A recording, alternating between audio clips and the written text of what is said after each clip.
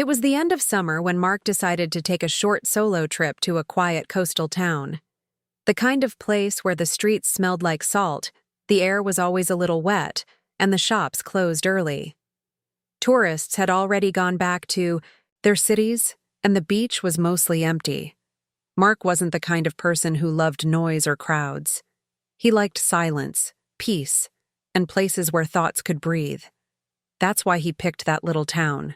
And that's why he enjoyed walking, alone at night along the boardwalk, with only the sea breeze and the sound of waves for company. On the third night of his stay, a Thursday, he grabbed his hoodie, slipped on his sneakers, and stepped out of his hotel room a little past 11.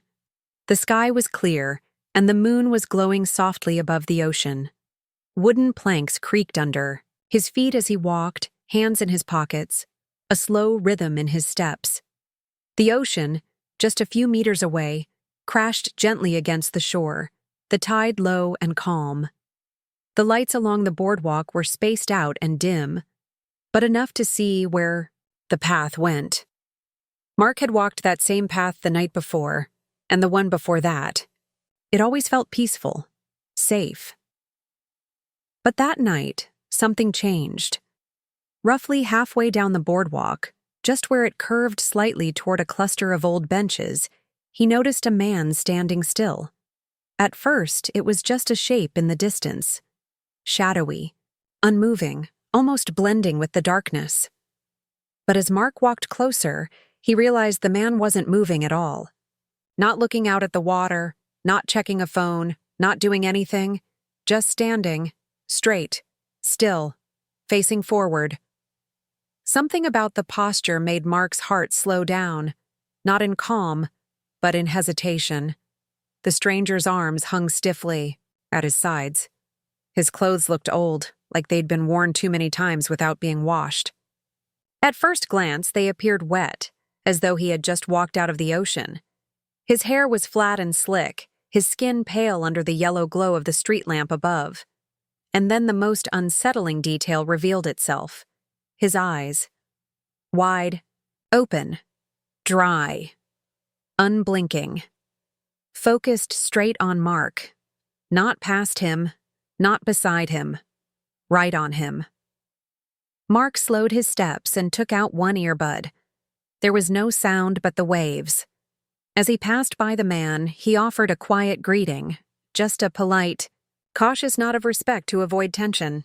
The man didn't respond, didn't move, not even to breathe. Mark gave him space and walked past, trying not to show his growing discomfort. His mind tried to explain it. Maybe the man was drunk or just strange. But deep inside, something felt wrong. The kind of wrong that makes a person's instincts twitch. Mark didn't know it then, but what he had just passed on the boardwalk that night was not something normal. Not something that belonged. And it hadn't taken its eyes off him once. As Mark continued walking down the boardwalk, a heavy feeling settled over him, like something unseen had slipped into his shadow and was quietly following. The ocean's rhythm remained steady, but the calmness from earlier had vanished. Every step he took felt louder, sharper, like the wooden planks were protesting beneath his feet. Though he had moved past the strange man, a part of his mind refused to let go of the image. How stiffly the man stood, how pale his skin looked in the moonlight, and especially how he didn't blink. A normal person would have shifted, nodded, reacted in some way. But this man had been like a statue, only more unnerving, as though something human had forgotten how to act human. Mark dared a glance over his shoulder, but the man was no longer there. The empty boardwalk stretched behind, washed in dim golden light and shadows. Relief didn't come. Instead, a different kind of unease took its place. Disappearing that, quickly without a sound, didn't seem right. Shaking off the feeling, Mark pressed forward, trying to convince himself there was a logical reason. Perhaps the man had turned down one of the sandy paths, or maybe he had never really been there. Still, something strange lingered in the air. It wasn't until a few minutes later that it returned, only not with sight, but with sound. A soft whisper brushed past Mark's left ear, too faint to understand but unmistakably real. He paused, pulled out the second earbud, and turned his head. No one stood nearby. The boardwalk remained silent and empty, except for the wind and waves. Again the whisper came, but this time from the right. Words weren't clear, but the tone was cold, as if the air itself had learned to speak. Mark spun around fully, half expecting to find someone crouching behind one of the benches or ducking under the railing. Nothing. Just the sea and the lights and the shadows playing tricks. But the worst part came when Mark glanced down the path, ahead. Not far ahead, there he stood again. The same man, same posture, same pale skin and damp, ragged clothes. But now it became clear. He had no shoes. His feet were bare, dirty, and cut in places, as though he had walked a long way on sharp ground. Yet he stood without flinching, without pain. The man's eyes locked onto Mark again, just as wide and unblinking as before. And this time, there was something new in the expression. A smile. Thin, cold, wrong. Not a smile made for greeting, but one carved out of some quiet madness. Mark's breath caught in his throat. Questions filled his head, but answers didn't. "Come!" Only the whisper returned, closer now, brushing against the back of his neck. The boardwalk, once peaceful and calming, had shifted into something else. Something alive, maybe even watching. And in the middle of it stood the man with no shoes, as if he had been waiting all along. Mark turned sharply, heart pounding so loud it nearly drowned out the sound of the waves. The man with no shoes still stood several feet ahead, his cold smile frozen in place, unmoving, like a figure carved from stone. The silence pressed against. Mark's ears heavier than before, like the whole boardwalk had held its breath. Slowly, carefully, Mark began to back away, keeping his eyes locked on the stranger. Each step made the wooden planks creak underfoot, but the man made no move, gave no reaction. A few more steps, then Mark turned and started walking briskly in the opposite direction toward the hotel. The air had grown colder, sharper, and the once gentle breeze now stung against his face like tiny needles.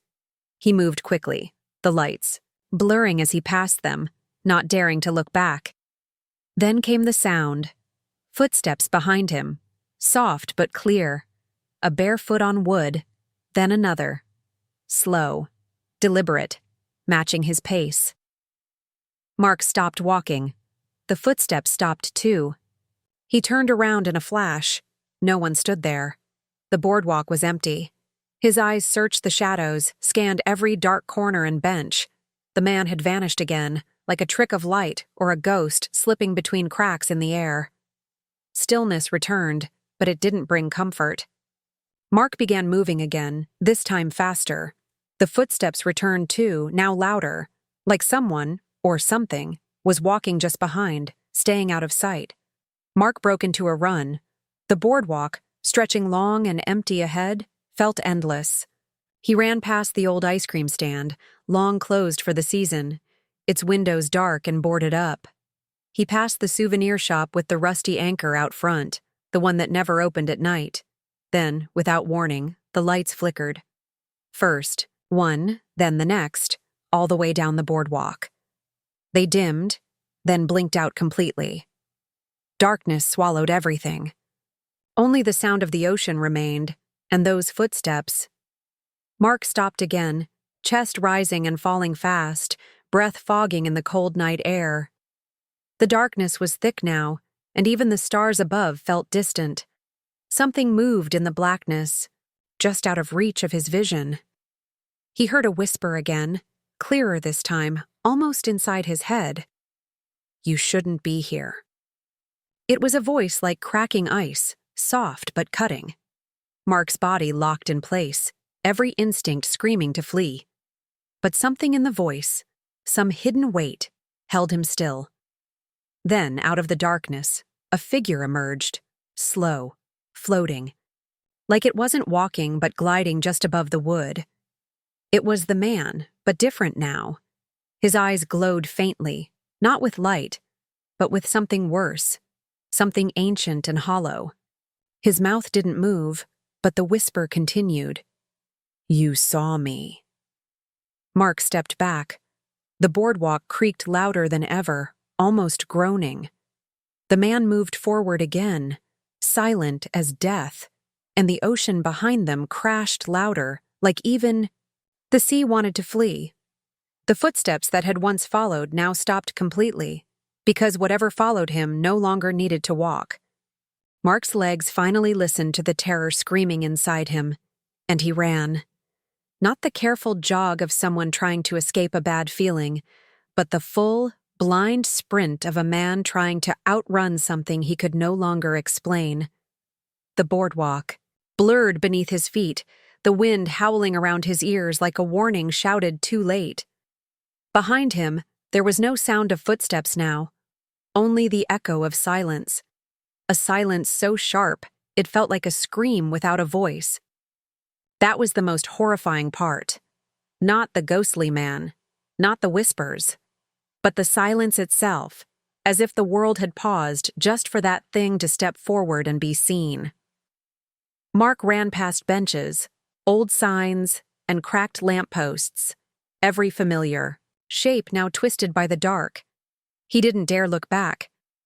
Whatever had followed him, whatever had spoken in his mind, didn't move like a person. It moved like a thought that was no longer inside his head.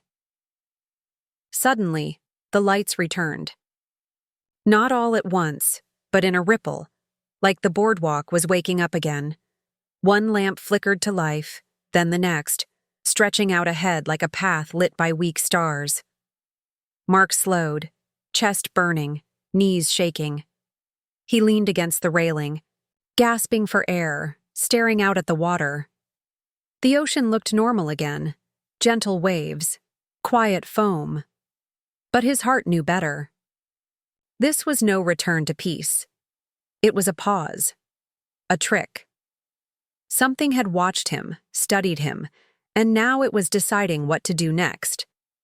Mark turned to look down the boardwalk. Nothing. Empty path. No man. No shadows. Just cold wood and soft light. Yet he could still feel eyes on him, not from the side, not behind, from beneath. The sound came from below the boardwalk, light tapping, like fingers brushing against the wooden planks. Tap, tap, pause, tap. His breath caught in his throat. Slowly, he crouched, and his eyes moved toward the small gap between the boards. Just darkness, but the tapping continued, closer now, rhythmic, like someone trying to get attention. A moment passed, then a whisper rose again, this time coming from under the floor. "Come down." Mark leapt back, nearly falling over the railing. His body trembled, and sweat rolled down his spine despite the cold. That voice didn't echo. Like before. It came from right beneath his feet. He turned and ran again, not stopping until he reached the end of the boardwalk where the stairs led back to the street. The sounds had stopped. Everything was quiet again. But the silence no longer felt empty. It felt alive. Something was there, still watching, still waiting. The boardwalk hadn't just been a place for late-night walks and ocean air. It had become a doorway, and something behind it wanted in. Mark didn't speak a word to anyone that night. He returned to his room, locked every door, and sat awake until the sun rose. But in his mind, the whisper remained, looping like a broken record. "Come down."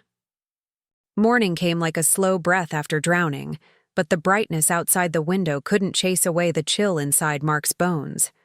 The hotel room looked untouched, ordinary even, yet nothing about the world felt normal anymore. Every sound seemed louder. Every shadow held weight. Sleep had never come. Only the whispering voice repeating the same impossible call. "Come down."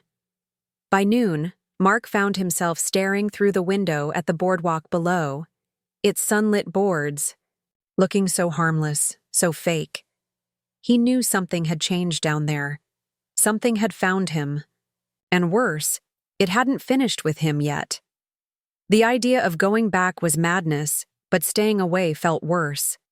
As though the longer he waited, the deeper that thing would reach.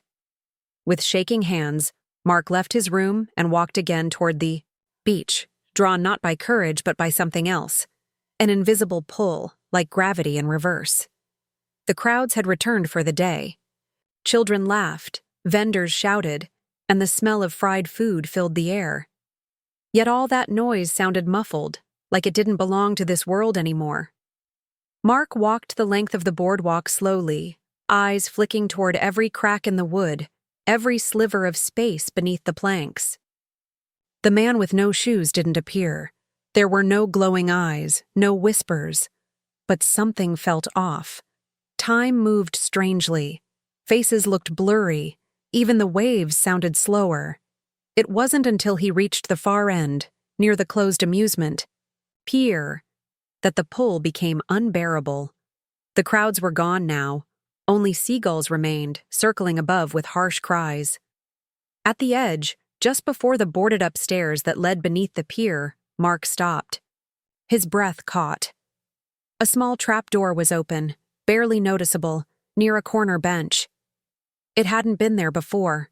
No sign, no rope, no warning. Just a square cut in the wood, revealing a black hole beneath. Mark's eyes locked onto it, and suddenly the world around him dulled. No more wind, no sound, nothing but that gap. And then it came again, soft, low, and close. "Come down." The voice echoed from inside the opening, not behind, not around, but straight from the darkness below. His body moved before his mind. Could stop it, one step, then another toward the trap door. He leaned forward, peering into the hole. No ladder, no light. Only blackness that seemed to move, like it breathed. A smell rose from it, salt and rot, like seawater mixed with something ancient, something dead. A cold wind burst from the hole and hit his face, not from the ocean, but from deep underground. Mark staggered back, heart hammering, but his feet refused to run. A shape flickered in the dark below, too quick to understand. A hand? A face? Then, silence. The trapdoor slammed shut on its own with a loud final thud. The wind returned. The boardwalk felt normal again. But Mark knew better. The thing beneath the boards had seen him, spoken to him, called him by thoughts. And now it knew exactly where he lived. The evening came with no beauty, only tension. The sky had turned a dirty gray, thick with clouds that refused to rain, and the sea looked darker than before, like it hid something it couldn't contain. Mark sat in his room with every light on, the curtains shut tight, and the door bolted with furniture stacked against it. Still, the air inside felt colder than it should have. The TV played quietly in the background, but none of it made sense anymore. The words blurred, the voices melted into noise. His thoughts couldn't settle. Every creak of the floor above made his skin tighten. Every gust of wind outside made his heart skip. Something had come through the trapdoor. Maybe not all of it, maybe just a piece, but it was enough. A knock sounded, not loud, not rushed, just 3 steady taps on the hotel room door. Mark froze.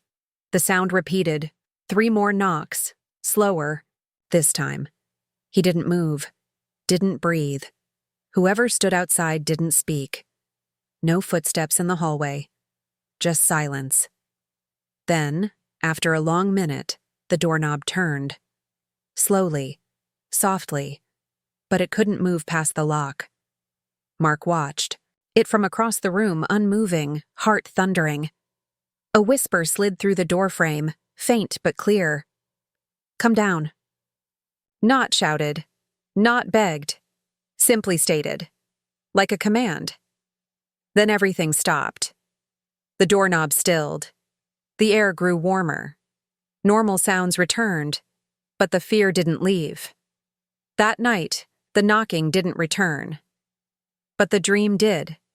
In sleep, Mark found himself walking the boardwalk again, only it stretched on forever, floating over a sea of black. The stars above had turned red. The moon hung low and huge, pulsing like a heart. Beneath the boards, hundreds of glowing eyes watched him. A voice, not one but many, whispered from below in perfect unison, "You saw. Now you belong." The dream ended with the feeling of falling. Down, down, through the cracks between the planks into a mouth made of shadows. Mark woke up gasping, drenched in cold sweat, his ears ringing with that voice.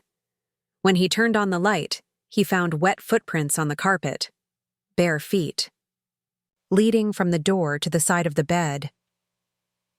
The next morning, the hotel manager mentioned nothing. No one had entered the room. No one had been seen in the halls. Security footage showed static from midnight until 4 a.m. Mark checked, out immediately, packed in silence, and left the town behind with no plans to return.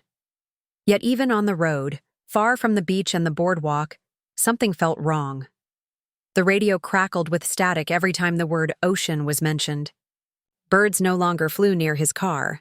And in every mirror, just for a second, a figure with no shoes stood behind him. The boardwalk hadn't needed to pull him back. It had already let something out. Something that walked behind him now, silent and patient. Something that never needed to knock again. The weeks passed, but the fear never did. Every town brought the same cold feeling. Every mirror whispered that something stood nearby, just out of frame. Mark changed hotels nightly, tossed out phones that crackled with strange whispers, and drove for hours without direction, trying to stay ahead of something that never hurried, yet never stopped. The shadow he had met on the boardwalk wasn't bound to that place. It had followed him, not as a ghost, not as a man, but as a presence that twisted time and thought, curling itself deep into the edges of his world. Sleep came in gasps, full, of red skies and whispers rising from beneath invisible floorboards. People around him began to notice the wrongness, too. Strangers stared too long. Animals avoided him completely. Lights flickered when he stepped near. One morning, a hotel clerk handed him a room key without speaking, and when she blinked, her eyes glowed faintly red, just for a second, but enough to steal his breath. It had started to show itself through others. Mark reached a small mountain town weeks later, hoping the altitude or distance might weaken whatever hunted him. But even there, the signs returned. Scratches appeared on the floorboards at night. A child in the cafe dropped her spoon and pointed at the empty air beside him, asking her mother why the barefoot man looked sad. That evening, the dream changed. No longer was he walking the boardwalk. Now, he stood beneath it, in the darkness, surrounded by wet, shifting shapes. They pressed close, whispering not words but memories. Things that never happened, futures that shouldn't exist. They showed him the trapdoor again, not from above but from below. It was open, and something was climbing down, not up. A figure, his own. Morning brought only one decision. It had to end. Not with running, not with hiding. The thing had marked him, claimed him. But perhaps at the place where it began, something could be undone. Mark drove without stopping. The ocean town greeted him with silence. No tourists now. Off-season, boarded-up shops. The beach was empty. The boardwalk waited like it had never moved, each plank remembering his steps. The wind smelled the same, salt, wood, something rotting just beneath. He walked to the spot where the trapdoor had opened. There was no sign of it now, just smooth wood. But his hand moved on its own, fingers brushing a line in the grain. The board shifted. It was still there. He opened it. Blackness yawned below, but this time, it welcomed. No whisper urged him. No voice pushed him. The choice was his. And yet, the pull was stronger than before. With one last breath of sea air, he stepped down. No one saw Mark again. Not in that town. Not anywhere. His car stayed parked for weeks. Eventually, someone reported it. Police found no note, no clues, no signs of violence. Only one strange thing. Footprints, bare, wet, leading from the trapdoor up to the bench, and then vanishing, like the ocean had come to take something back. Or someone.